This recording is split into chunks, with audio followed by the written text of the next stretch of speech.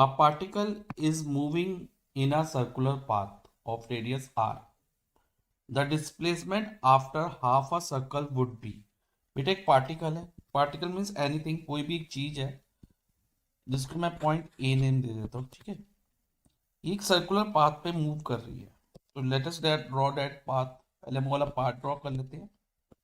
तो circular path कुछ इस तरह से ड्रॉ होगा। ये हमने पाथ ड्रॉ किया, okay. This is a circular path of radius R. इसका रेडियस बेटा कितना है, आर है। रेडियस भी हम मार्क कर लेते हैं पहले। रेडियस यहां से यहां तक होगा, रेडियस आर, फाइन। और सेंटर हम इसका ओ मान लेते हैं। तो पार्टिकल कौन सा है, ए। इस सर्कुलर सर्कल में मूव कर रहा है लाइक दिस। देखो बेटा इस तरह से, अगर कंपास को मैं वापस रख दूं तो ये कुछ इस तरह से मूव करेगा लाइक दिस। सर्कल में ये मूव कर रहा है, is moving in a circle. तो अब वो कहता है of radius R the displacement after half a circle. क्या बोल रहे हो, displacement after half a circle. जब ये हाफ सर्कल मूव कर लेगा ना तो इसकी डिस्प्लेसमेंट क्या रहेगी, हमें ये फाइंड करना है, ओके। अब हम देखते हैं हाफ सर्कल कहां से कहां तक है। अभी पार्टिकल कहाँ है, इट इज हियर। अब हाफ सर्कल में पार्टिकल कहाँ आ जाएगा, ध्यान देना बेटा। एक बार मैं कंपास को और मूव कर रहा हूँ, देखो ये पार्टिकल मूव कर रहा है, करता हुआ आपको दिख रहा है। यहाँ आ जाएगा हाफ सर्कल पे। ये सेमी सर्कल यही तो होगा ना बेटा, यहाँ से ही ऐसे वाला, ये सेमी सर्कल है। सेमी सर्कल का मतलब ही हाफ सर्कल है। तो मान लो ये आ जाता है पॉइंट बी पे मूव करके। तो उसने कितना डिस्टेंस, पहले मैं डिस्टेंस बताऊंगा फिर डिस्प्लेसमेंट बताऊंगा बेटा। डिस्टेंस क्या होगा, distance is actual path cover. वो है ए टू बी, देखो ये वाला कर्व वाला पाथ। और ये क्या है बेटा, it is equal to circumference of semi circle. अगर हमें डिस्टेंस पूछा होता ना हाफ अ सर्कल में, तो हम सर्कमफ्रेंस ऑफ सेमी सर्कल कह देते। सर्कमफ्रेंस ऑफ सेमी सर्कल क्या होता है बेटा, सर्कल का सर्कमफ्रेंस होता है 2 पाई आर। तो ये सेमी सर्कल है, हाफ अ सर्कल यानी कि सेमी सर्कल, तो उसका पाई आर हो जाएगा, आधा हो जाएगा उसका। लेकिन हमसे बेटा डिस्टेंस नहीं पूछा उन्होंने। इस क्वेश्चन में हमसे क्या पूछा गया है, what will be the displacement. तो बेटा इसके लिए डिस्प्लेसमेंट का कॉन्सेप्ट आपको पता होना चाहिए। डिस्प्लेसमेंट क्या होता है, shortest path. Shortest path mean shortest रास्ता किसके बीच में, initial point and final point. इसमें इनिशियल पॉइंट कौन सा था, ए इज अ इनिशियल पॉइंट, और फाइनल पॉइंट कौन सा था, बी था। एक तो वो डिस्टेंस ए टू बी ही है, लेकिन वो is not a shortest path. Shortest path कौन सा होगा आपके अकॉर्डिंग, कमेंट में बेटा आंसर करके आप बता सकते हैं कमेंट में। तो देखो ध्यान से बेटा, शॉर्टेस्ट पाथ हमारा होगा ये वाला, इसमें रेडियस आर और ऐड हो जाएगा, ठीक है। इसको थोड़ा स्ट्रेट लाइन कर देते हैं लाइक दिस, तो रेडियस आर और ऐड हो जाएगा। तो जो शॉर्टेस्ट पाथ होगा ये वाली लाइन सेगमेंट होगी। देखो बेटा यही सबसे छोटा है ना, अगर हम ऐसे जाते हैं तो ये तो बड़ा आएगा, इसकी वैल्यू ज्यादा आएगी। इवन अगर हम कुछ इस तरह से मूव करें, ऐसे करके ऐसे जाए, तो भी लॉन्गेस्ट ज्यादा डिस्टेंस हो जाएगा। तो शॉर्टेस्ट डिस्टेंस हमारा यही होगा, distance between initial and final point. और बेटा ये हमेशा ध्यान रखना, जो डिस्प्लेसमेंट होगा ना स्ट्रेट लाइन में होगा। अब जैसे कि मैंने अभी ऐसे ऐसे ड्रॉ करा था तो वो डिस्प्लेसमेंट नहीं था उसमें, क्योंकि टर्न आ गया था। तो ये हमेशा स्ट्रेट लाइन में डिस्प्लेसमेंट कैलकुलेट होता है। और डिस्प्लेसमेंट इस केस में क्या हुआ बेटा, आर प्लस आर, जिसे हम डायमीटर भी कहते हैं। तो R plus R is equal to twice R, यानी कि रेडियस का डबल। तो हमारा आंसर हुआ displacement after half a circle would be 2r, option C. A body is thrown vertically upward with velocity u. The greatest height h to which it will rise is। बेटा हमारे पास एक ball है, ठीक है, या एक कोई भी बॉडी, जो कि बॉल भी हो सकती है, it could be a stone, anything, ठीक है। उसको हमने वर्टिकली अपवर्ड थ्रो किया लाइक दिस, ऊपर थ्रो किया। अब बॉल पहले यहाँ थी, अब ये कुछ हाइट तक राइज कर रही है यहाँ, तो इसने कुछ मीटर डिस्टेंस कवर किया है इस बॉल ने, ग्रेटेस्ट हाइट मतलब यहाँ तक गई, इसके बाद इसका फॉल स्टार्ट होगा। ग्रेटेस्ट हाइट यानी कि जहां तक ये, जिस हाइट तक ये जाएगी और उसके बाद ये फॉल करना स्टार्ट करेगी, that would be the greatest height. तो ग्रेटेस्ट हाइट कितनी है बेटा, एच, यानी कि इसने एच के इक्वल डिस्टेंस कवर किया है, और इसे हम डिस्टेंस भी कह सकते हैं, ये एस हो जाएगा। With upward with velocity u, यानी कि इनिशियल वेलोसिटी इसकी क्या है, इनिशियल वेलोसिटी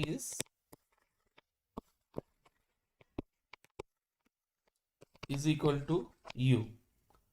और फाइनल वेलोसिटी क्या होगी बेटा, जब कोई भी ऑब्जेक्ट अपनी ग्रेटेस्ट हाइट पे जाता है ना बिफोर फॉल, वो कुछ पल के लिए जो हम ऑब्जर्व भी नहीं कर पाते तो उसमें रेस्ट पे आ जाता है, ठीक है, उस टाइम के लिए कुछ माइक्रो सेकंड के लिए वो रेस्ट पे आ जाता है। तो उस टाइम में उसकी जो वेलोसिटी होती है ना वो जीरो होती है, यानी कि स्पीड जीरो रहती है उस ऑब्जेक्ट की। तो यानी कि इसकी final velocity height H cover करने पे कितनी है, जीरो। अब हमारे पास इनिशियल वेलोसिटी यू है, final velocity v is equal to zero है, और s डिस्टेंस दिया हुआ है h, जो हमें h फाइंड करना है, विच इज अ डिस्टेंस जो हमें फाइंड करना है।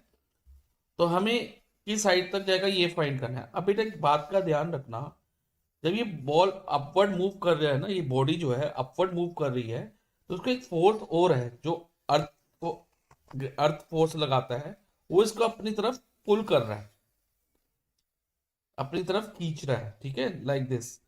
तो इसको ऊपर जाने से रोक रहा है, तो उस फोर्स से ही इसकी जो वो है मोशन है वो डी एक्सेलरेट हो रहा है, रिटार्ड मोशन हो रहा है, मोशन इज रिटार्डिंग, कम हो रहा है मोशन, ठीक है, रिटार्डेशन हो रही है इसमें। तो इसमें रिटार्डेशन क्या होगी, जो ग्रेविटी है ना, ग्रेविटी माइनस जी होगा, यानी कि नेगेटिव एक्सेलरेशन इसमें क्या रहेगी बेटा, माइनस जी। माइनस जी इसलिए क्या, क्योंकि ये नेगेटिव एक्सेलरेशन है, क्योंकि डी एक्सेलरेट कर रहा है इसको, इसकी स्पीड को कम कर रहा है, तो ये माइनस जी होगा। ओके, अब हम हमारे पास थ्री इक्वेशन ऑफ मोशन है, विच आर दोस। पहली है v is equal to u plus a t, three equation of uniform motion. Then s is equal to क्या है बेटा, ut plus half a t square. And third equation of motion है हमारे पास v square minus u square is equal to 2as। अब हमारे पास given क्या क्या है, उसके अकॉर्डिंग हम इसमें से एक इक्वेशन चूज करेंगे to find the greatest height h, find करने के लिए। देखो फाइंड हमें s करना है, तो s तो बेटा लास्ट टू इक्वेशन में है, इक्वेशन 2 और इक्वेशन 3 में है s, तो ये तो हमारे माइंड में होना चाहिए। और फाइनल वेलोसिटी दी है हमें और इनिशियल वेलोसिटी दी है, तो हम इक्वेशन, और टाइम हमें नहीं दिया, तो हम इक्वेशन 2 तो यूज नहीं कर सकते क्योंकि उसमें टाइम का यूज है, टी है, टी चाहिए हमें, तो रह गई इक्वेशन 3। तो हम इसको सॉल्व करने के लिए, ग्रेटेस्ट हाइट निकालने के लिए we have to use equation 3। तो हम इक्वेशन 3 में वैल्यू डालते हैं, इसमें v for final velocity zero है, जीरो स्क्वायर, इनिशियल वेलोसिटी को हम यू स्क्वायर ही रहने देते हैं, ओके, और 2 इंटू ए फॉर एक्सेलरेशन, और एक्सेलरेशन क्या है, माइनस जी, यानी कि ये जो ग्रेविटी वाला फोर्स था उसको डी एक्सेलरेट कर रहा था, मतलब उसकी स्पीड को कम कर रहा था, तो ये एक्सेलरेशन नेगेटिव एक्सेलरेशन है, माइनस जी। और S distance we have to find, S for distance हमें फाइंड करना है, और एस हमें कितना दिया बेटा, एस एच के इक्वल है, तो हमें एच फाइंड करना है। तो हमारे लिए अननोन क्या है बेटा, एच। तो अब h की वैल्यू फाइंड करने के लिए बेटा पहले हम लिखिए माइनस यू स्क्वायर, क्योंकि जीरो का स्क्वायर तो जीरो हो जाएगा, और यहां पर हमारे पास क्या आ जाएगा, minus 2 into G into H, see minus minus cancel हो जाएगा। अब h की वैल्यू क्या होगी, h is equal to u square, जो ये 2g है ना, ये यू स्क्वायर के नीचे आ जाएगा, और you square divided by 2g हो जाएगा, क्योंकि इधर ये मल्टीप्लाई था तो इधर आके ये डिवाइड में आ जाएगा, you square divided by 2g बन जाएगा। तो हमारी greatest height to which the body will rise will be u square upon 2g. So option B is our the numerical ratio of displacement to distance for a moving object is. बेटा इसमें हमें बताना है numerical ratio किसका, displacement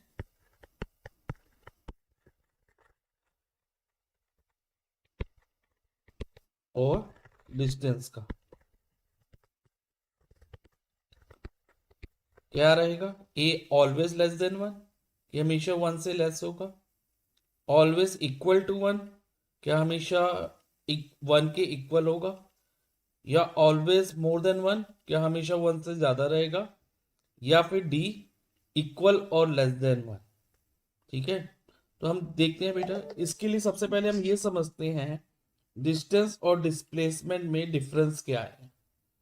distance is a actual path, length of the actual path cover by a body.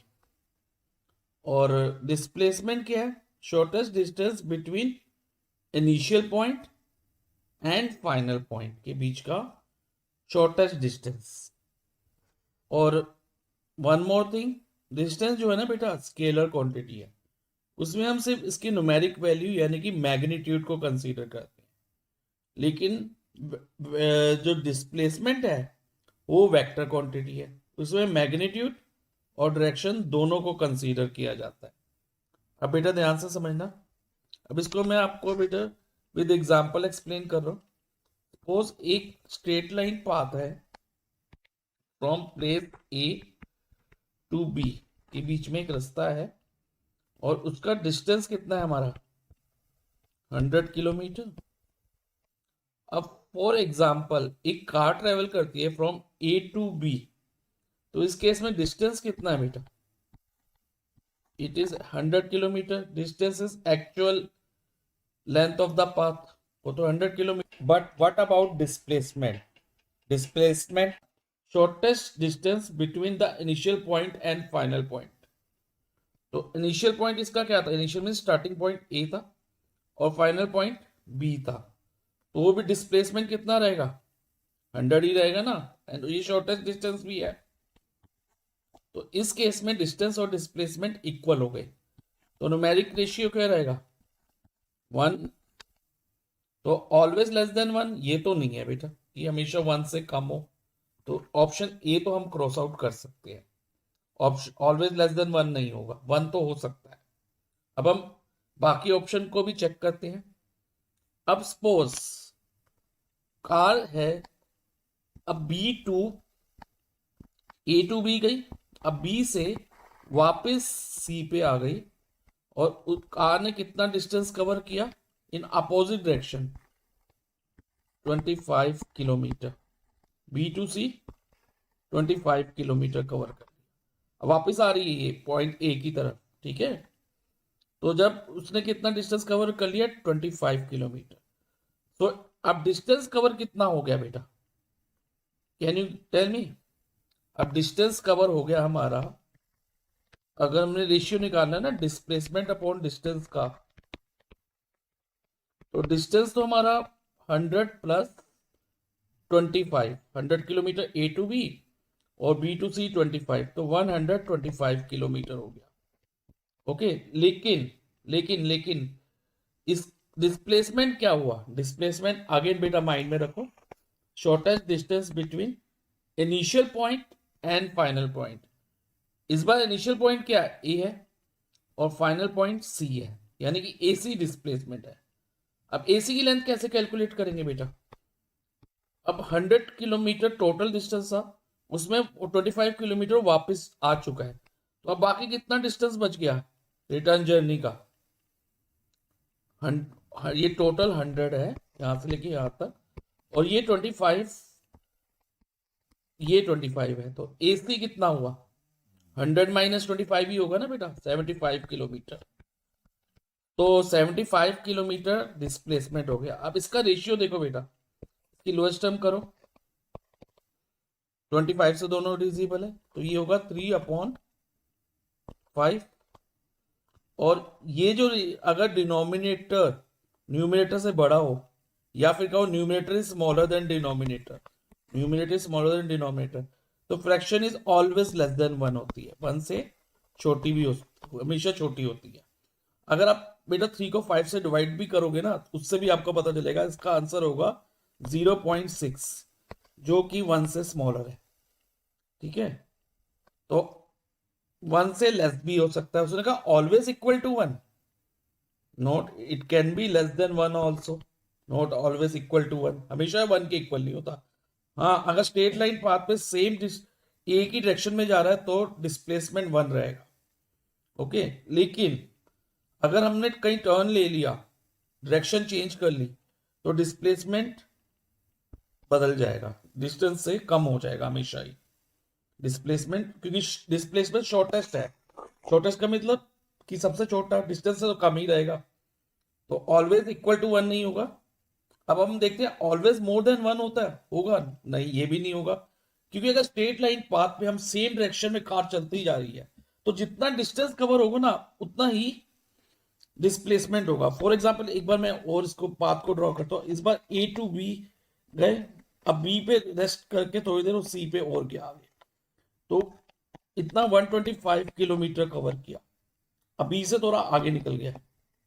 ठीक है, तो सी तक 125 किलोमीटर किया, तो इस केस में डिस्टेंस और डिस्प्लेसमेंट दोनों 125 है कि नहीं? तो इसमें भी रेशियो क्या रहेगा, 1 रहेगा, तो कभी भी मोर देन 1 नहीं जाएगा। अब ऑप्शन डी बची है हमारे पास, इक्वल और लेस देन 1, इसको भी एक बार चेक करते हैं। हाँ बेटा, ये सही है कि इक्वल टू 1 तो है, इस केस में भी इक्वल टू 1 था।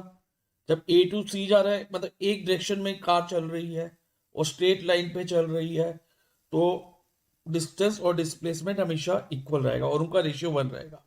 लेकिन जैसे ही डायरेक्शन चेंज होगी, तो डिस्प्लेसमेंट की वैल्यू डिस्टेंस से कम हो जाएगी। ओके, हमेशा, तो और वो लेस देन 1 हो जाएगा। तो हमारा ऑप्शन डी हमारा आंसर रहेगा कि numerical ratio of displacement to distance for a moving object is equal और लेस देन 1, यानी कि ऑप्शन डी हमारा आंसर हो गया। If the displacement of an object is proportional to square of time, then the object moves with a uniform velocity, b uniform acceleration, c increasing acceleration, or d decreasing acceleration। तो बेटा हमें question में दिया है displacement of an object. आपको पता है physics में हम डिस्प्लेसमेंट को एच से डोनेट करते हैं, और ये किसके डायरेक्टली प्रोपोर्शनल है? ये डायरेक्टली प्रोपोर्शनल का साइन होता है बेटा, कुछ इस तरह, और ये टाइम के स्क्वायर के डायरेक्टली प्रोपोर्शनल है। ओके, तो S is directly proportional to T square.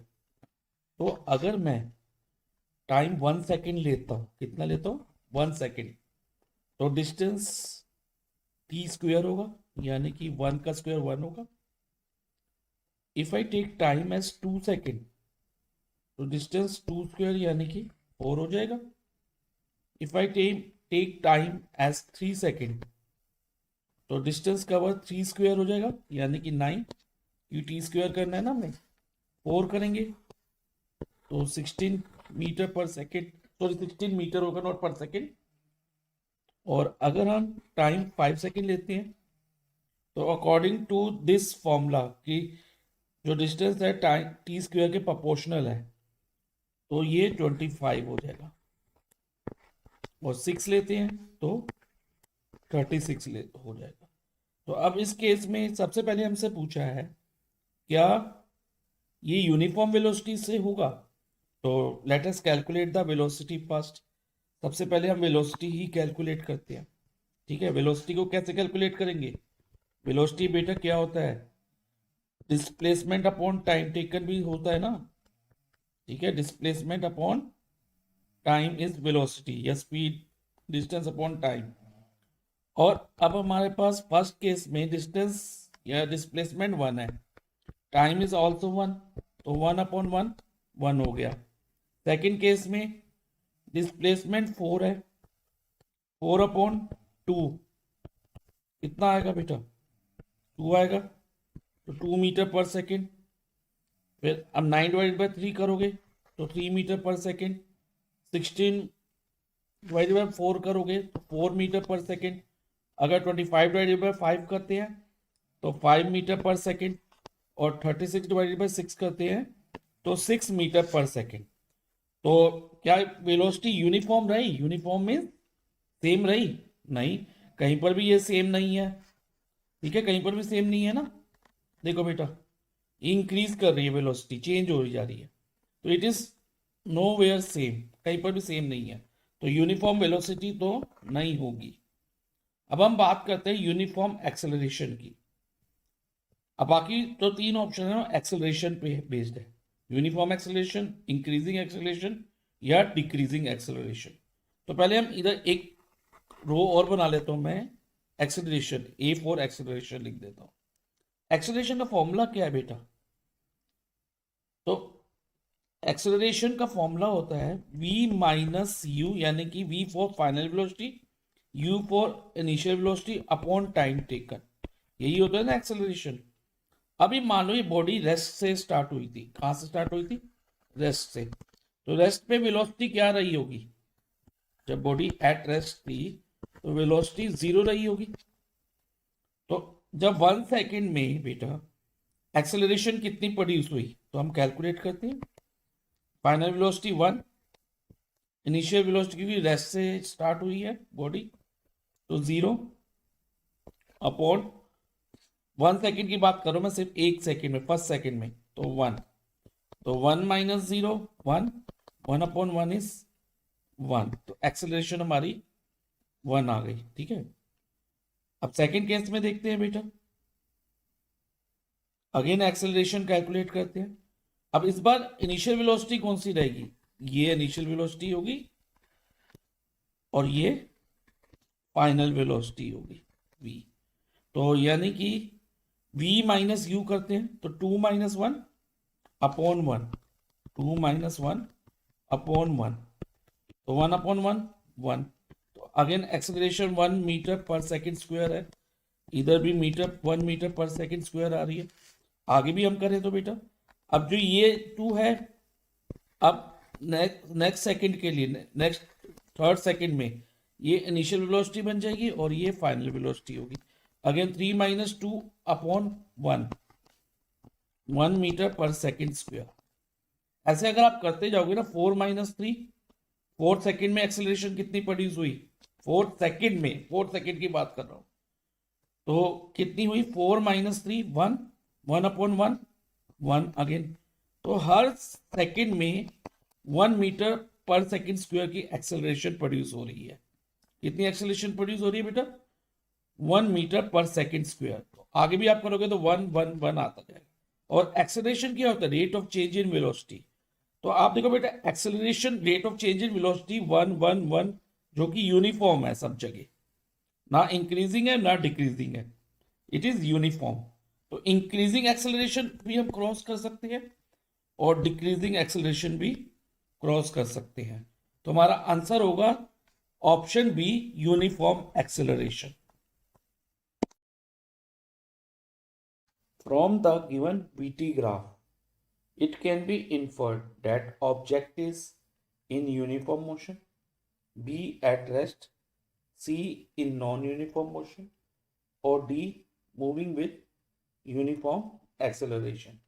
बेटा हमें क्वेश्चन में क्या दिया है? VT ग्राफ दिया है।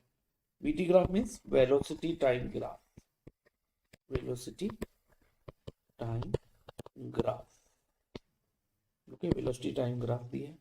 और हमें इट क्या इन्फर करना है? इन्फर मीन्स कंक्लूजन ड्रॉ करनी है। किसके बारे में?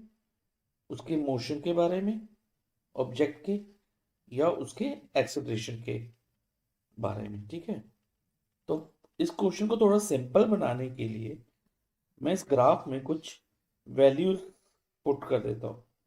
लाइक इधर हम 0 ले लेते हैं, जहाँ वी वेलोसिटी एक्सिस और टाइम एक्सिस मीट कर, और टाइम ऐसे मार्क कर लेते हैं 1 सेकेंड, 2 सेकेंड, 3 सेकेंड और 4 सेकेंड तक टाइम मार्क कर लिया।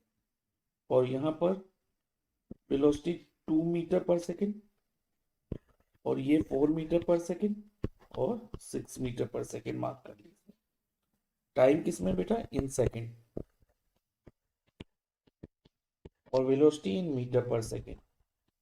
ओके, अब हमें ऑप्शंस को वन बाय वन कंसीडर करना है। मैं ऑप्शन डी से स्टार्ट कर रहा हूं बेटा। इसका एक रीजन है that you will know when we will finish the question. Moving with uniform acceleration. बेटा acceleration क्या होता है? Acceleration is actually change in, acceleration is rate of change in velocity. Rate of change in velocity. मतलब velocity में किस rate से change आ रहा है, और इसका फॉर्मूला होता है a is equal to v, v means final velocity, minus u initial velocity upon time taken. तो बेटा rate of change in velocity, change in velocity, यहाँ पर तो बेटा वेलोसिटी चेंज ही नहीं हो रही, वेलोसिटी तो कांस्टेंट है 4 मीटर पर सेकंड में। देखो फर्स्ट सेकंड में भी 4 मीटर पर सेकंड है, सेकंड सेकंड में भी 4 मीटर पर सेकंड है, थर्ड सेकंड में भी 4 मीटर पर सेकंड ही है। तो there is no change in velocity. यानी कि अगर हम इस फॉर्मूले से भी करें ना, मान लो 1 से 2 के बीच की मैं एक्सेलरेशन पर निकालना चाहूँ फ्रॉम 1 to 2 सेकेंड, तो देखो 6 फाइनल वेलोसिटी 6, इनिशियल वेलोसिटी भी 6 और टाइम 1, 6 माइनस 6 0, 0 अपॉन 1 0, यानी कोई एक्सेलरेशन ही नहीं है। तो जब एक्सेलरेशन नहीं है तो बेटा यूनिफॉर्म या नॉन यूनिफॉर्म की बात ही नहीं हो सकती। तो मूविंग विद यूनिफॉर्म एक्सेलरेशन इसका आंसर नहीं हो सकता। अब ऑप्शन सी में आते हैं, in non uniform motion. Non uniform motion means unequal distance in equal interval of time, unequal distance in equal interval of time।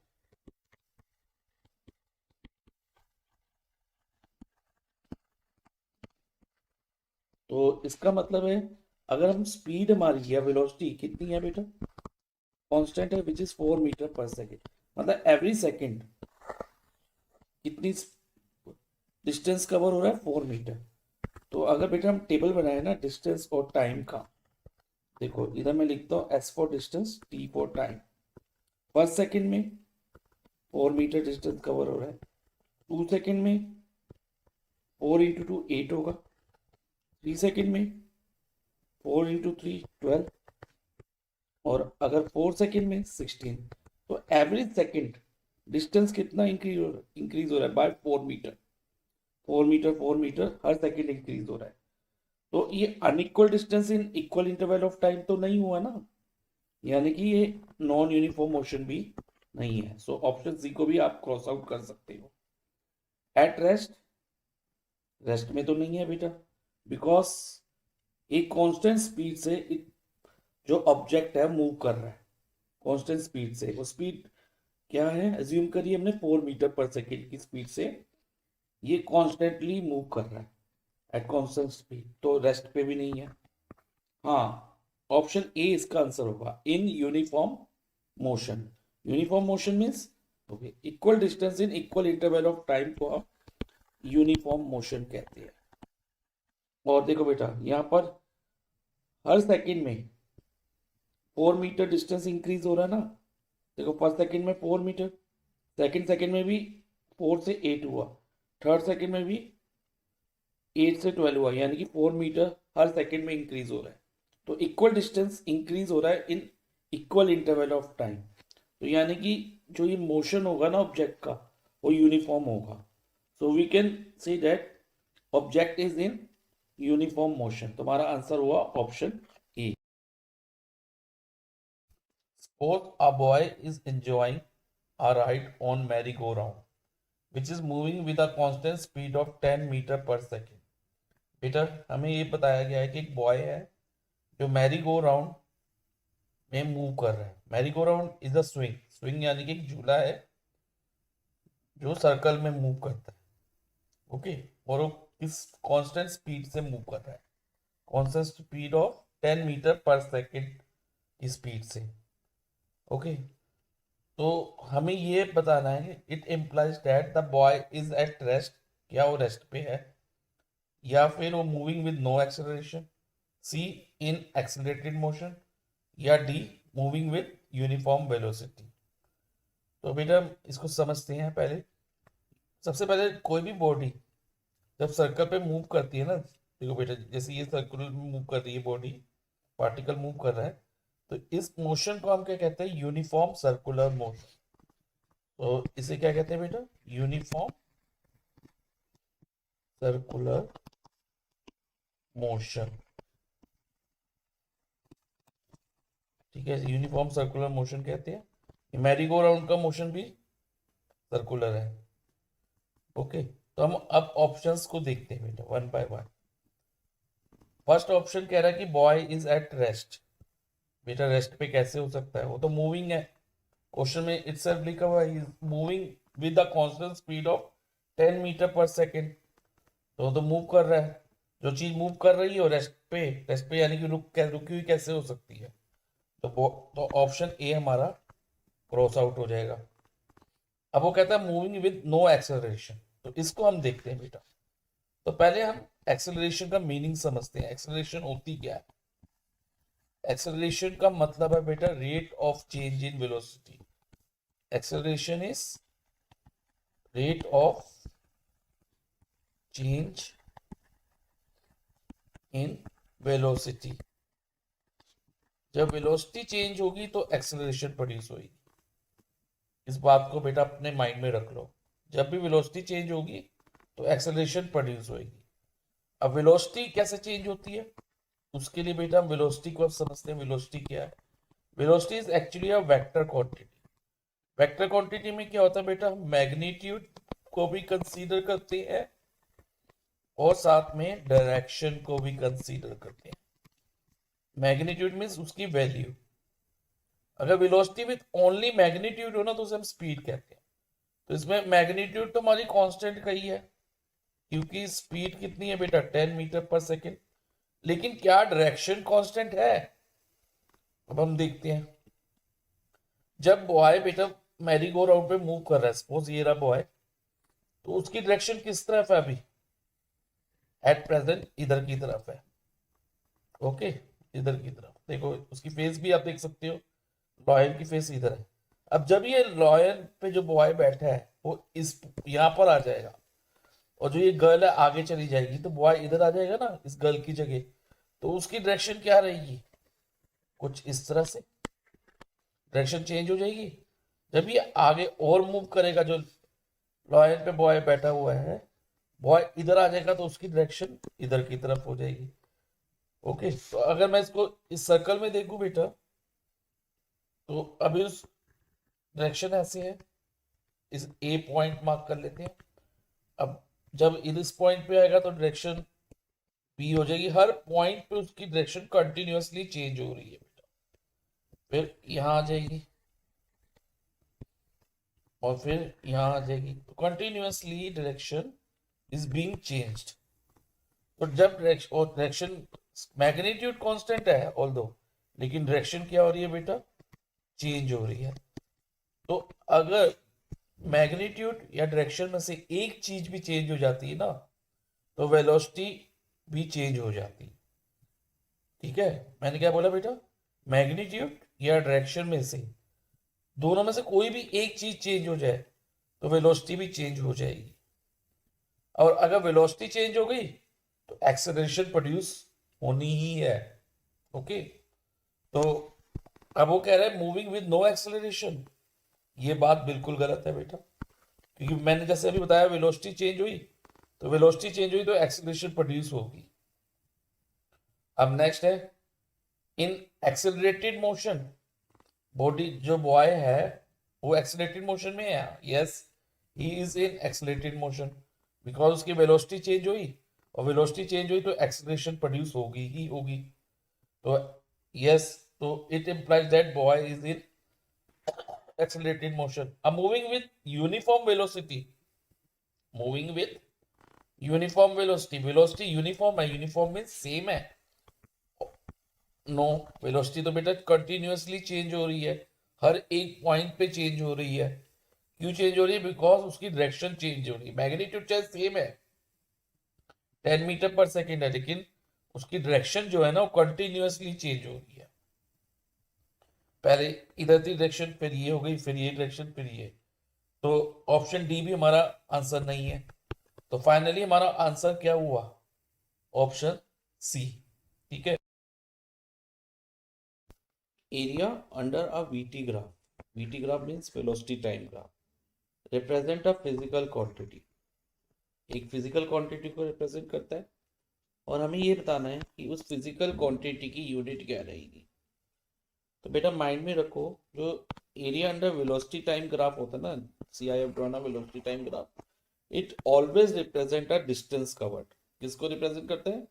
Distance covered या फिर डिस्प्लेसमेंट को। तो मैं इधर लिख देता हूं पहले, area under, area under VT graph represent distance और डिस्प्लेसमेंट। ओके, ये क्लियर है इतना? अब सब बच्चों को बेटा डिस्प्लेसमेंट और डिस्टेंस की यूनिट तो पता ही होगी, दैट इज मीटर।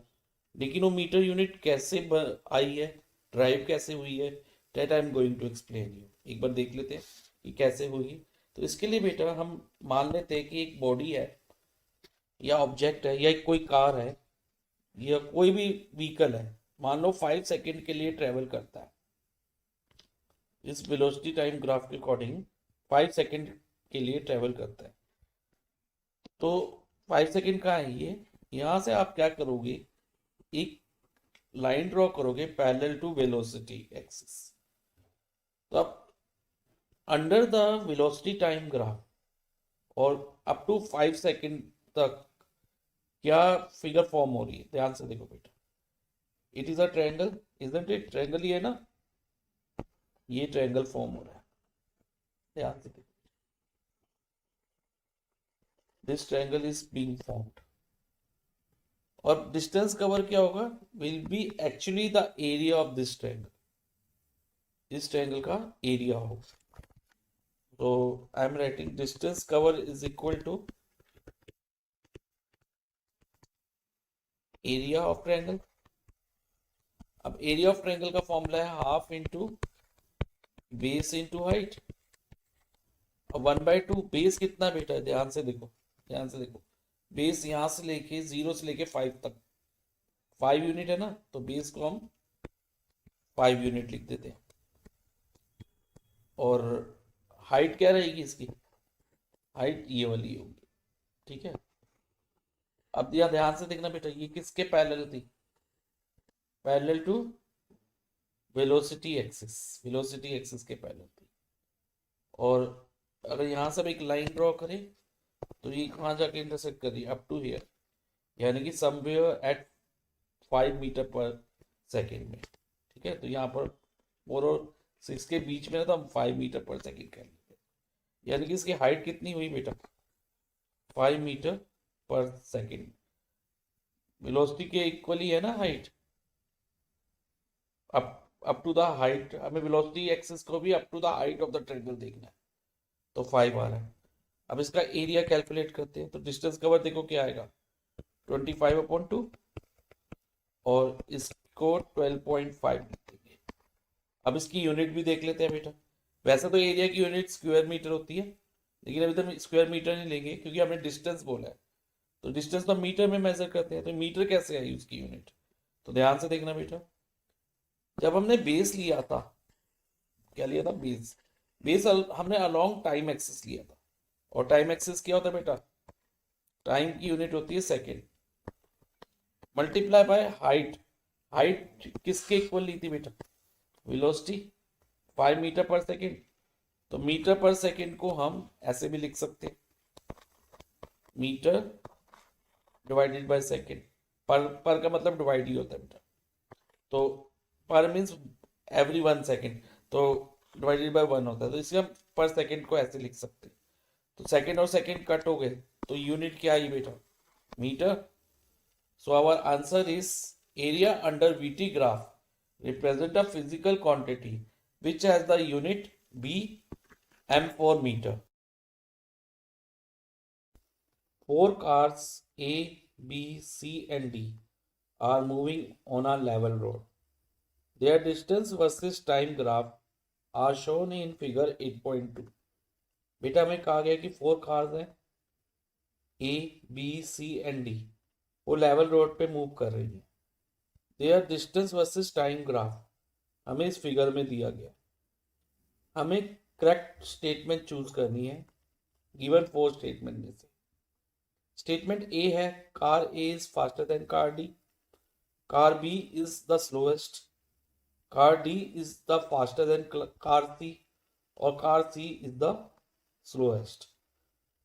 तो बेटा जब हम हाउ फास्ट या हाउ स्लो की बात करते हैं तो हम स्पीड कैलकुलेट करते हैं मूविंग ऑब्जेक्ट की.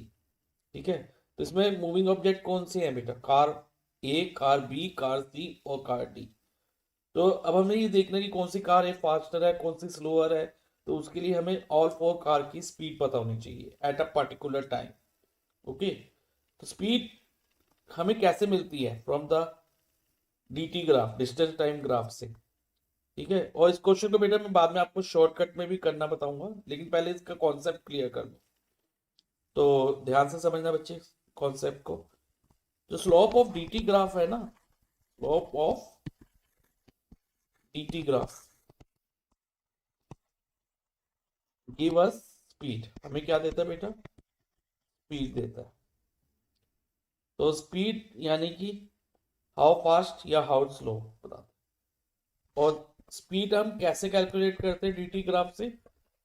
वो होता है चेंज इन डिस्टेंस यानी कि डेल्टा एस, क्योंकि फिजिक्स में हम डिस्टेंस को एस से डोनेट करते हैं. Change in distance upon change in time, delta T. और डेल्टा का मतलब ये डेल्टा का साइन होता है, इसे डेल्टा टी या delta S. Change in distance delta S हो गया और change in time delta T हो गया. तो ये स्लोप ऑफ द ग्राफ हो गया. अब जिसकी स्पीड सबसे ज्यादा होगी वो कार फास्टर होगी. अब मैं क्या कर रहा हूँ कि इस ग्राफ में कुछ न्यूमेरिक वैल्यू असाइन कर देता हूँ. लाइक इधर 0, ये 1 सेकेंड, 2 सेकेंड टाइम एक्सिस में 3, 4 और डिस्टेंस एक्सिस में 4 मीटर, 8 मीटर और 12 मीटर तक. ओके, अब हम स्पीड कैलकुलेट करते हैं एट अ पर्टिकुलर टाइम से 2 सेकेंड के बाद. 0 से लेके 2 सेकेंड तक हम स्पीड कैलकुलेट करते हैं. तो उसके लिए बेटा हम ये फॉर्मूला यूज करेंगे slope of the DT graph. ठीक है, और slope of the DT graph क्या है? Distance upon time taken. तो इसमें डेल्टा टी टाइम में कितना चेंज आ रहा है? 0 to 2 सेकेंड में 2 सेकेंड का. तो 2 कार बी के लिए, पहले हम कार बी की बात कर रहे हैं बेटा. ठीक है, तो कार बी के लिए टाइम 2 सेकेंड और डिस्टेंस कवर कितना बेटा? 0 और 4 के बीच में. तो हम 2 मीटर पर सेकेंड मान लेते हैं. 2 मीटर डिस्टेंस हो गया. और इसकी स्पीड निकालें तो 1 मीटर पर सेकेंड. तो speed of car B is 1 metre पर सेकेंड. कार बी की स्पीड निकल गई 1 मीटर पर सेकेंड. ओके, अब कार ए की स्पीड फाइंड करते हैं. कार एट सेम टाइम यानी कि 2 सेकेंड में ही कार ए की स्पीड देखो बेटा यहाँ तक जाएंगी. तो इसमें डिस्टेंस कवर कितना आ रहा है? 4 मीटर. तो स्पीड क्या होगी? 4 अपॉन 2, दैट इज 2 मीटर पर सेकेंड. स्पीड कितनी हो गई? 2 मीटर पर सेकेंड कार ए की स्पीड. ठीक है, अब कार डी की स्पीड निकालने के लिए बेटा हम डी तक जाते हैं. डी का लाइन कर रहा है, यहाँ इस तरह से लाइन डाली और उसमें कितना डिस्टेंस कवर हो रहा है 2 सेकेंड में? कार डी 2 सेकेंड में कितना डिस्टेंस कवर कर रही है?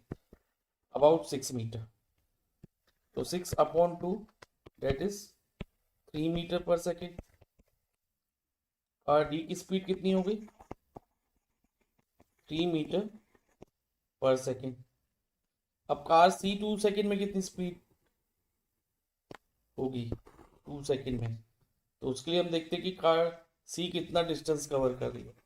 It is covering about 12 metre of distance. तो 12 डिवाइडेड बाई 2 6। तो कार सी का स्पीड हो गई 6 मीटर पर second. And all these are also known as slope of the dt curve. 6 is the slope of dt curve of car C. 3 is the slope of dt curve of car D. And 2 meter per second is the slope of dt curve of car A. ऐसे 1 metre पर second किसका slope है? dt curve of car B का। तो बेटा अब speed के according अगर हम देखें कौन सी कार फास्टर है और कौन सी स्लोअर है, अब हम इसको इजीली बता सकते हैं। तो हम स्टेटमेंट को वन बाय वन कंसीडर करते हैं। फर्स्ट स्टेटमेंट है car A is faster than car D. Car A जो है कार डी से फास्टर है। तो हम देखते हैं बेटा कार ए की स्पीड कितनी है? 2 मीटर पर सेकेंड। और कार डी की कितनी है? 3 मीटर पर सेकेंड। तो कंपेयर करने में तो कार ए तो धीरे की स्पीड कम है ना, तो यानी कि वो तो स्लोअर होनी चाहिए कार डी से, क्योंकि उसकी स्पीड कार डी के कंपैरिजन में कम है। तो जिसकी स्पीड कम होती है वो कार स्लोअर होती है। लेकिन इधर तो फास्टर बोल दिया स्लोअर की जगह, तो इसका मतलब स्टेटमेंट ए जो है ना हमारी रॉन्ग है। अब statement B, car B is the slowest. Slowest car कौन सी होगी? जिसकी स्पीड सबसे कम होगी। तो हम देखते हैं सबसे कम किसकी स्पीड है? कार बी की ना। Yes, which is that 1 metre पर सेकेंड। तो car B is the slowest. तो ये स्टेटमेंट हमारे लिए करेक्ट है। तो ऑप्शन बी हमारा आंसर होगा। लेकिन एक बार हम स्टेटमेंट सी और डी को भी कंसीडर कर लेते हैं। अब वो कहता है कार स्टेटमेंट सी में वो क्या कह रहे हैं कि car D is faster than car C. तो डी की स्पीड कितनी है? 3 मीटर पर सेकेंड। और कार सी की स्पीड कितनी है? 6 मीटर पर सेकेंड। तो कार डी की स्पीड तो बेटा कार सी से कम है ना, तो कार डी तो स्लोअर होनी चाहिए एज कंपेयर टू कार सी। लेकिन इधर फास्टर कह दिया। अगेन ये स्टेटमेंट रॉन्ग हो गई। और स्टेटमेंट डी क्या कह रही है?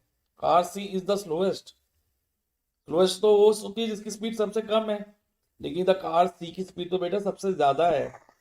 तो अगर इसकी स्पीड सबसे ज्यादा है तो ये फास्टर होनी चाहिए। तो हमारी स्टेटमेंट डी भी रॉन्ग प्रूव हो गई।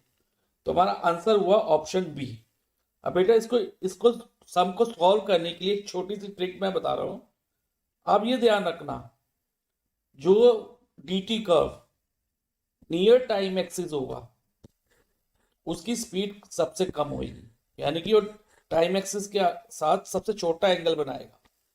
देखो ये वाला एंगल सबसे छोटा बन रहा है ना, तो कार बी की स्पीड सबसे कम होगी। अब कार ए की थोड़ी ज्यादा होगी कार ए से, क्योंकि ये टाइम एक्सिस से थोड़ा दूर है। जितने दूर जाता जाएगा उतनी स्पीड इंक्रीज होती जाएगी। dt ग्राफ जितना टाइम एक्सिस से दूर होगा ना उतनी स्पीड ज्यादा होगी। तो देखो कार सी का जो dt ग्राफ था वो सबसे दूर था, तो इसलिए उसकी स्पीड सबसे ज्यादा आई टाइम एक्सिस से। अब कार डी की थोड़ा नजदीक था तो उसकी स्पीड थोड़ी कम हो गई। अब कार ए की स्पीड और कम हो गई। जैसे जैसे नजदीक आते जा रहे हैं dt कर्व तो स्पीड कम होती जा रही है, यानी कि कार स्लोअर होती जा रही है। तो आप ऐसे भी इसको देख सकते हो, लेकिन ध्यान रखना ओनली विद टाइम एक्सिस हम कंपेयर करेंगे। तो इस क्वेश्चन का आंसर होगा option B, car B is the slowest. Which of the following figures represent uniform motion of a moving object correctly?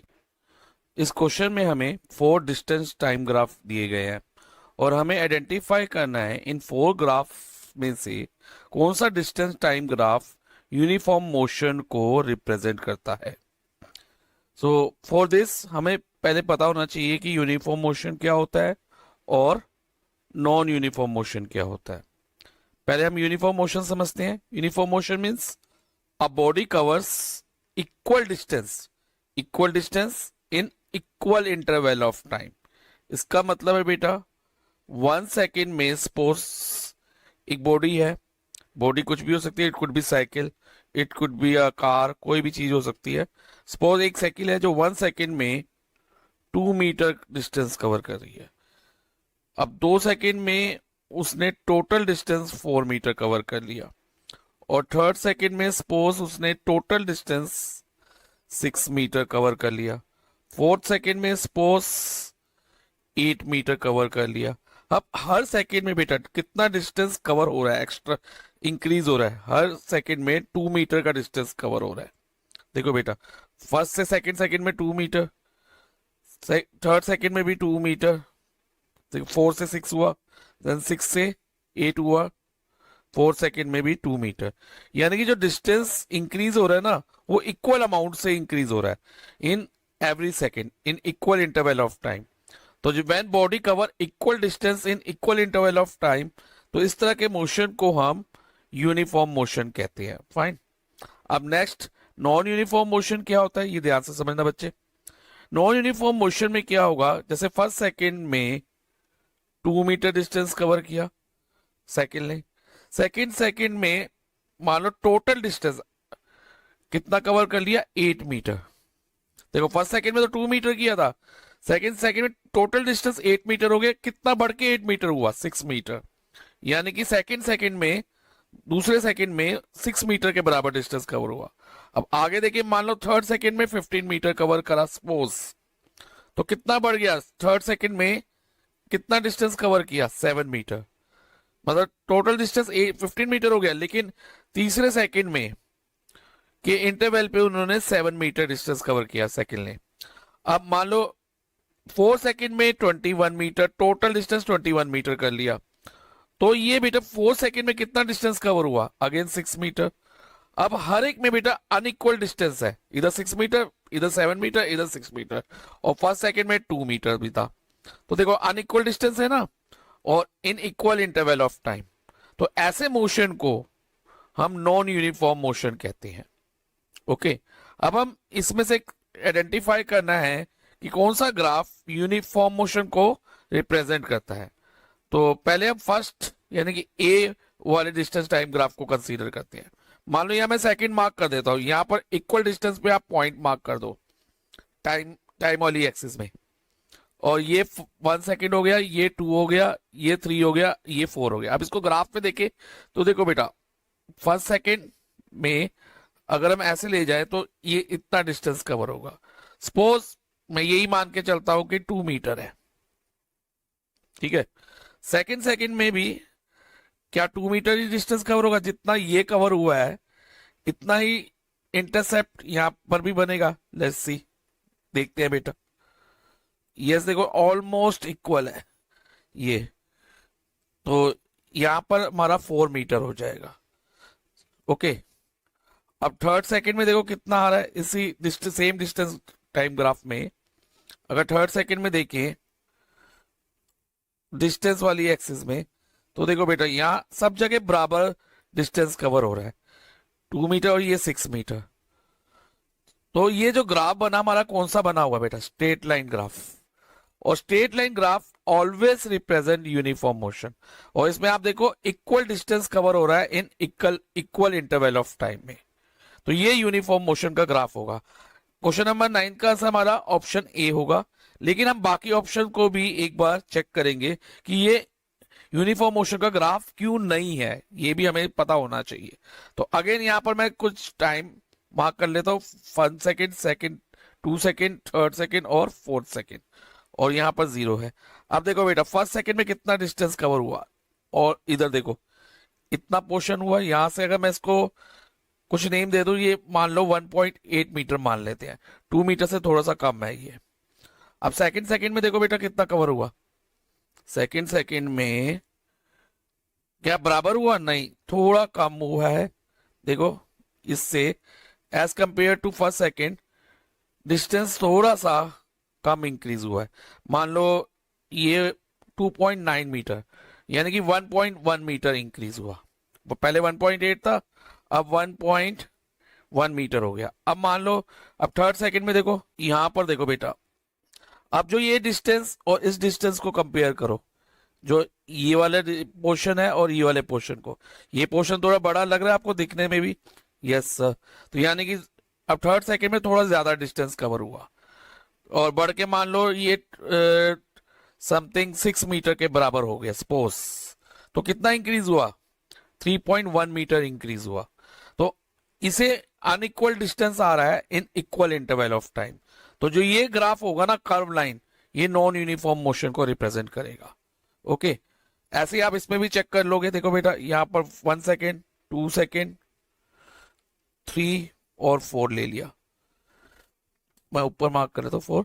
अब देखो बच्चे इधर यहां से यहां तक कितना डिस्टेंस कवर हुआ, से 4 मीटर के बराबर। अब सेकंड सेकंड में कम, देखो कितना कवर हुआ, इंक्रीज हुआ लेकिन थोड़ा कम इंक्रीज हुआ, ऑलमोस्ट हाफ है। देखो इसका इतना डिस्टेंस देखो और ये डिस्टेंस देखो, ऑलमोस्ट हाफ है। मान लो 6 मीटर मान लेते हैं हम यहाँ तक टोटल डिस्टेंस, तो इंक्रीज कितना हुआ 2 मीटर, और 4 मीटर ये था, तो टोटल 6 मीटर हो गया। तो फर्स्ट सेकंड में 4 मीटर इंक्रीज हुआ डिस्टेंस, सेकंड सेकंड में सेकंड ने 2 मीटर डिस्टेंस कवर किया। अब थर्ड सेकंड में देखो बेटा और कम हो गया, देखो डिस्टेंस कम होता जा रहा है ना। यस सर, तो यानी कि unequal distance in equal interval of time. Again ये नॉन यूनिफॉर्म मोशन है, ठीक है, नॉन यूनिफॉर्म मोशन। अब लास्ट वाला ग्राफ देखो बेटा, इधर भी मैं मार्क कर लेता हूँ 1 सेकेंड, 2 सेकेंड, 3 सेकेंड और 4 सेकेंड। अब इसमें फर्स्ट सेकंड, और ये मान लो ये जो लाइन है 6 मीटर पे बनी हुई है सपोज, तो फर्स्ट सेकंड में कितना डिस्टेंस है 6 मीटर, सेकंड सेकंड में भी 6 मीटर, यानी कोई डिस्टेंस बढ़ ही नहीं रहा। सपोज साइकिल इस 6 मीटर आपसे दूर खड़ी है, तो उसने उतना डिस्टेंस कवर करके वो स्टॉप हो गई, यानी कि जो साइकिल है इस बार बॉडी या cycle is at rest, so there is no motion. जब मोशन ही नहीं है बेटा, तो हम यूनिफॉर्म मोशन और नॉन यूनिफॉर्म मोशन कह ही नहीं सकते उसका। जब मोशन ही नहीं होगा तो ना यूनिफॉर्म मोशन होगा ना नॉन यूनिफॉर्म मोशन होगा। Actually here body is at rest. तो फाइनली नॉन यूनिफॉर्म मोशन किस में आया हमारा बेटा, ऑप्शन ए में। सो इस क्वेश्चन का आंसर है हमारा option A. Slope of a velocity time graph gives. इस क्वेश्चन में हमें बताना है कि वेलोसिटी टाइम ग्राफ का स्लोप हमें क्या बताता है।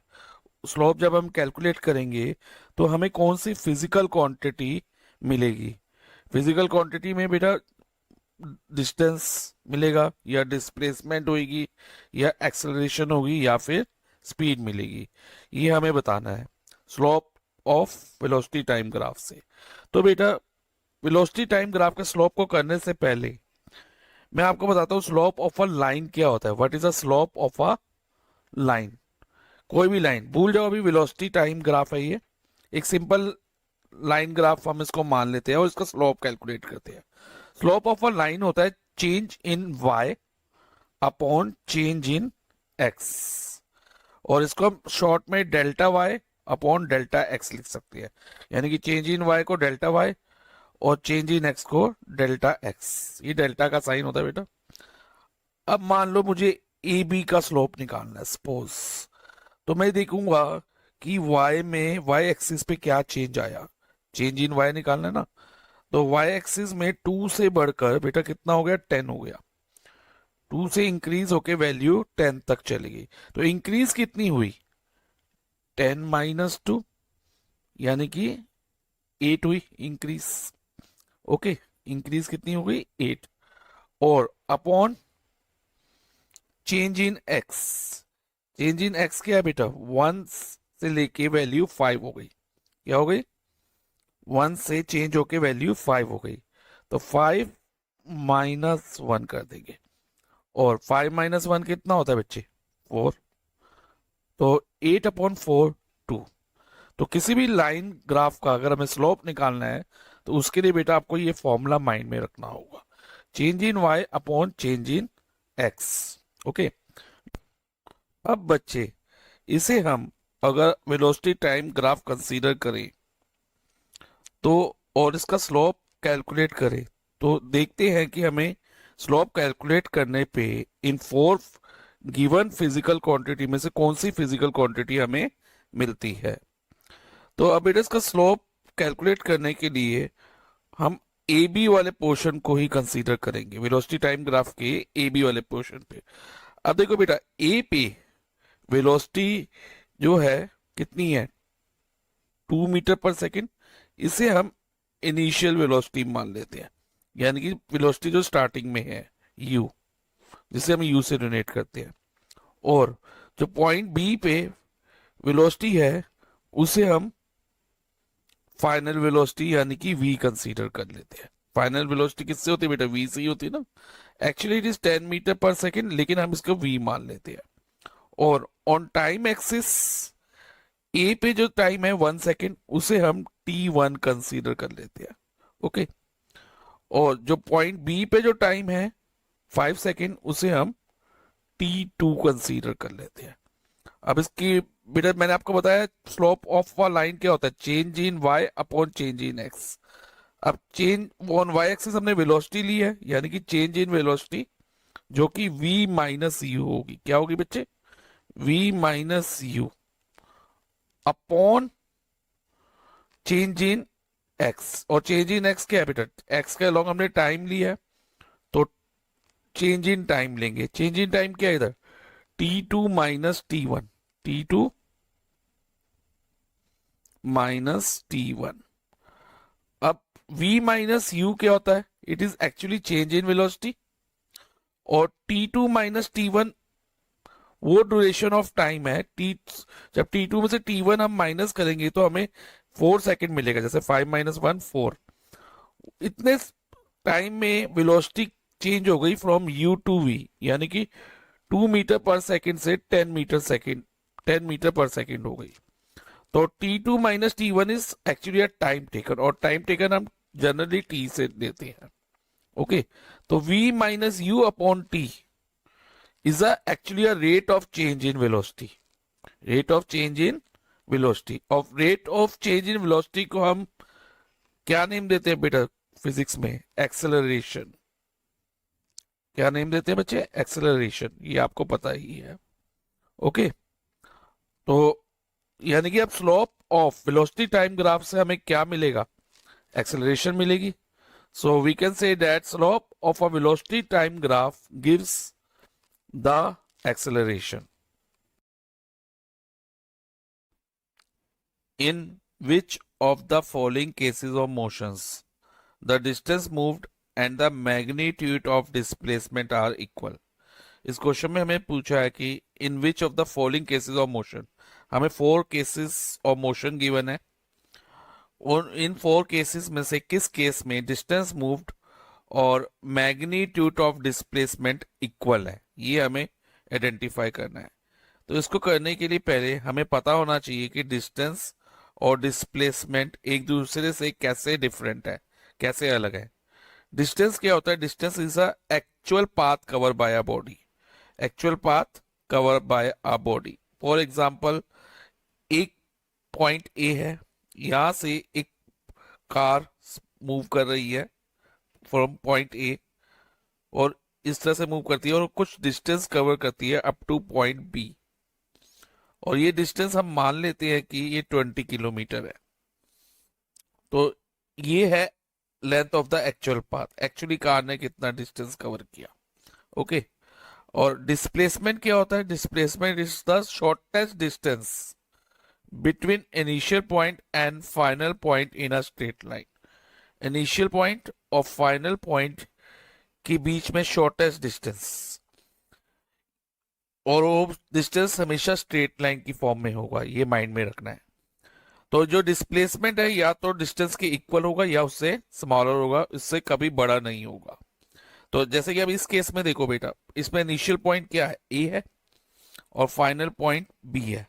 अब shortest distance in a straight line क्या होगा between A and B? 20 kilometre ही होगा। यस सर, 20 किलोमीटर होगा, और डिस्टेंस भी हमारा 20 किलोमीटर है। अगर स्ट्रेट लाइन में कोई बॉडी मूव कर रही है और एक डायरेक्शन में मूव कर रही है, जैसे ए टू बी वाली डायरेक्शन में मूव कर रही है, तो इसमें डिस्टेंस और डिस्प्लेसमेंट इस केस में इक्वल रहते हैं। Okay, only in straight line motion when body is moving in one direction, कि जब तक हमें ये नहीं मेंशन होगा कि बॉडी ने यू टर्न लिया या लेफ्ट टर्न लिया या राइट टर्न लिया, तो हम ये मानेंगे कि it is moving in a straight line in one direction. तो उस केस में डिस्टेंस और डिस्प्लेसमेंट इक्वल होगा।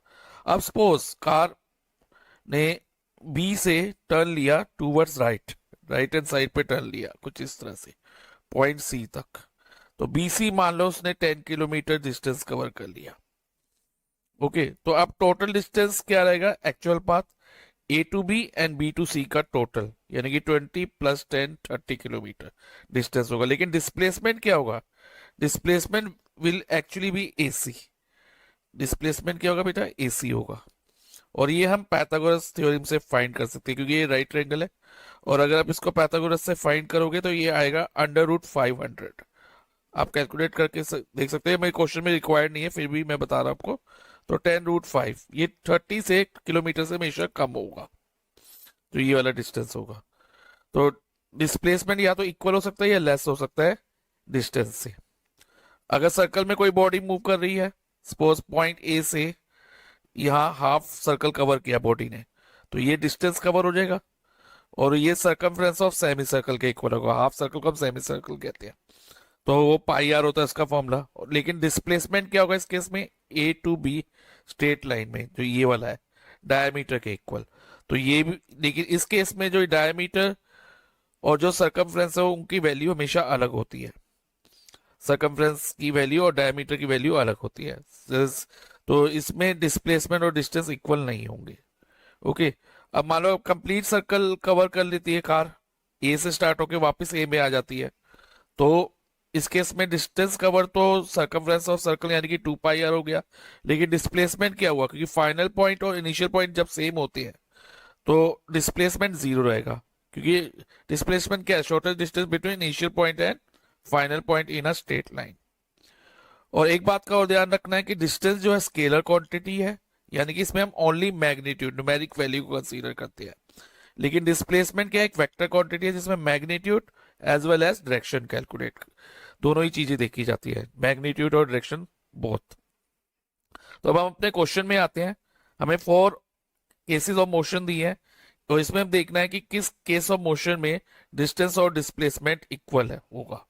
तो फर्स्ट केस है, if the car is moving on a straight road, तो ऑब्वियसली इसमें ही होगा। अभी मैंने आपको बताया भी, जैसे A to B 20 kilometre distance हो गया एक्चुअल डिस्टेंस, मान लो टर्न नहीं लिया कार ने, अगर ये यू टर्न ले लेती है तो अलग हो जाएगा वापस, मतलब रिटर्न जर्नी हो तो मान लो A टू B गए फिर B टू A वापस आ गया, तो डिस्टेंस कवर उस केस में 40 किलोमीटर हो गया, लेकिन डिस्प्लेसमेंट 0 है। लेकिन क्वेश्चन में कहीं मेंशन नहीं है कि कार ने रिटर्न जर्नी करी है, तो इसलिए हम इसको यही मानेंगे कि it is moving in a straight line in same direction.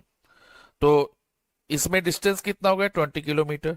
और डिस्प्लेसमेंट इनिशियल पॉइंट ए और फाइनल पॉइंट बी के बीच में कितना डिस्टेंस है, वो भी 20 किलोमीटर, यानी कि डिस्टेंस और डिस्प्लेसमेंट इक्वल है। तो हमारा आंसर तो ऑप्शन ए रहेगा। लेकिन हम बाकी ऑप्शन को भी एक बार चेक करेंगे कि इसमें डिस्टेंस और डिस्प्लेसमेंट इक्वल क्यों नहीं है। तो if the car is, option B देखो, if the car is moving in a circular path, अभी मैंने बताया सर्कुलर पाथ में अगर कार मूव कर रही है तो वो सर्कल के सर्कम, मान लो पूरा सर्कल कवर करती है A टू A में, तो ये सर्कमफ्रेंस ऑफ सर्कल यानी कि 2πr का डिस्टेंस हो गया। लेकिन तो इस केस में डिस्प्लेसमेंट क्या हुआ, डिस्प्लेसमेंट 0 हुआ, कि इनिशियल और फाइनल पॉइंट सेम है, तो डिस्टेंस और डिस्प्लेसमेंट डिफरेंट हो गए ना।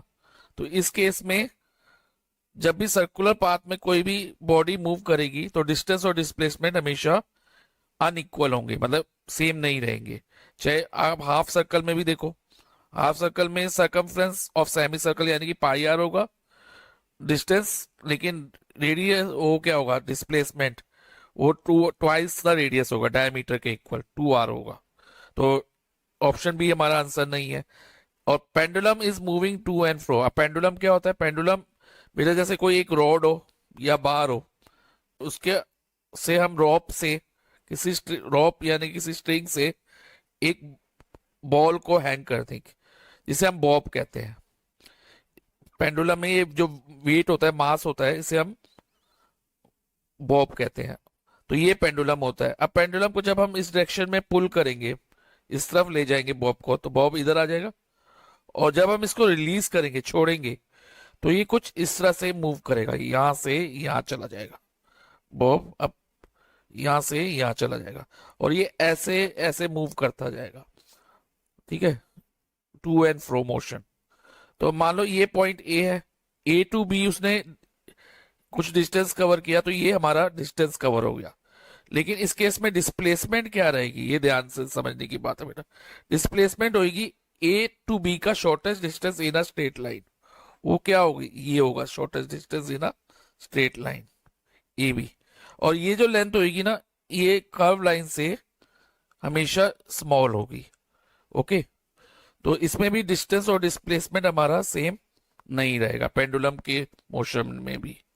तो ऑप्शन सी भी हमारा क्रॉस आउट हो गया।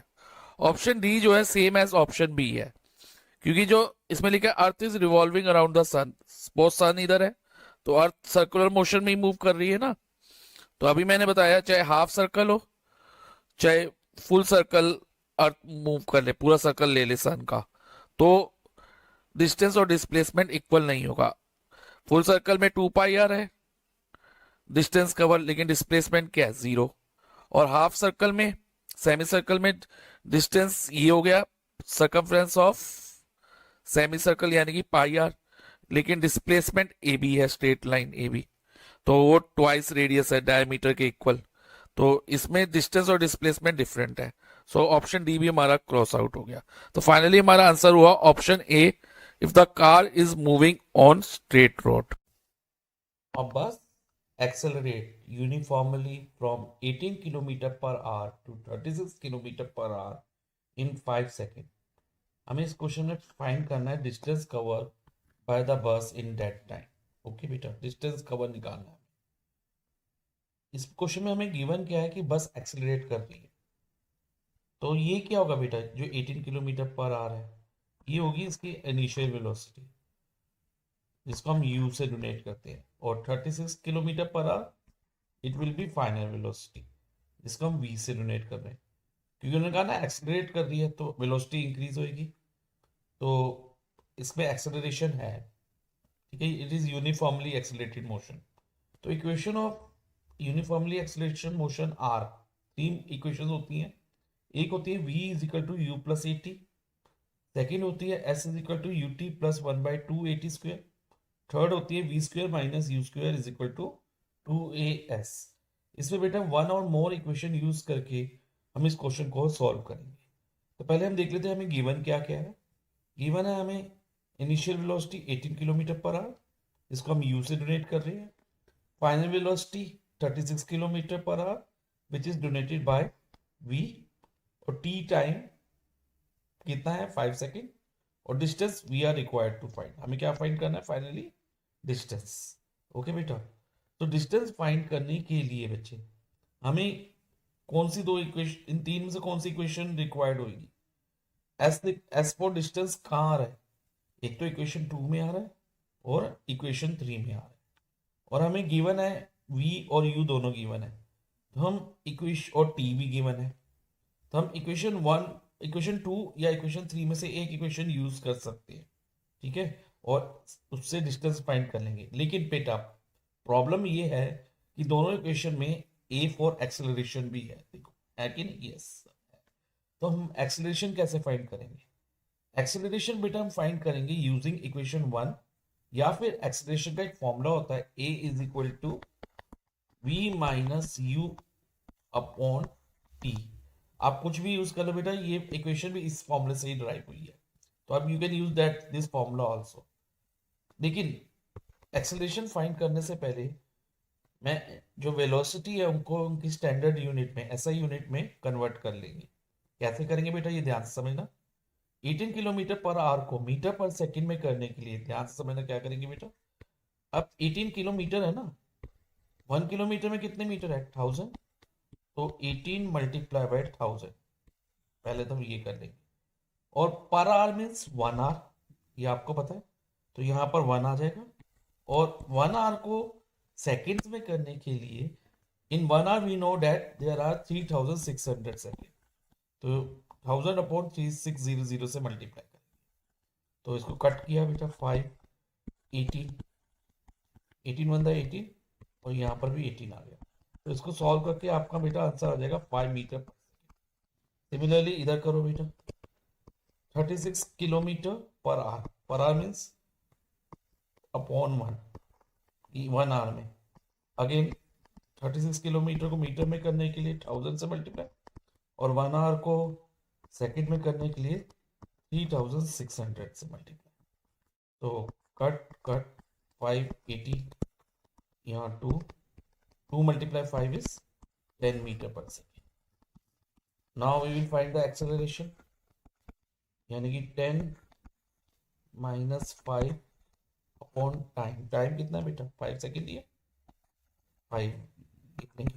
10 minus 5 5, 5 upon 5 1।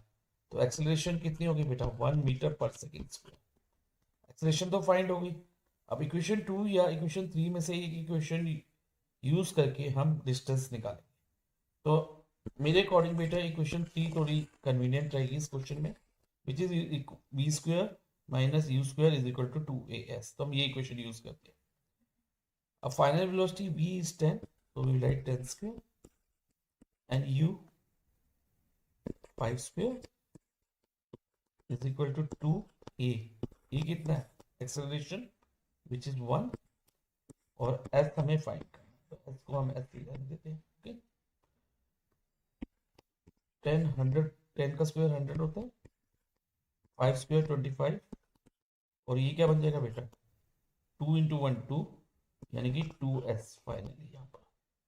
100 minus 25 75 is equal to 2s। तो फाइनली s क्या होगा बेटा? 75 अपॉन 2, क्योंकि यहाँ 2 मल्टीप्लाई बाई s है, तो जब ये 75 के साथ जाएगा तो ये डिवाइजर में चेंज हो जाएगा, ये 2, यानी कि 75 डिवाइड बाई 2 कर देंगे। तो फाइनली 75 को अगर हम 2 से डिवाइड करते हैं, हमारे पास आंसर आता है 37.5। ओके, सो डिस्टेंस कवर कितना हो गया? 37.5 मीटर। तो option A 37.5 metre is the answer.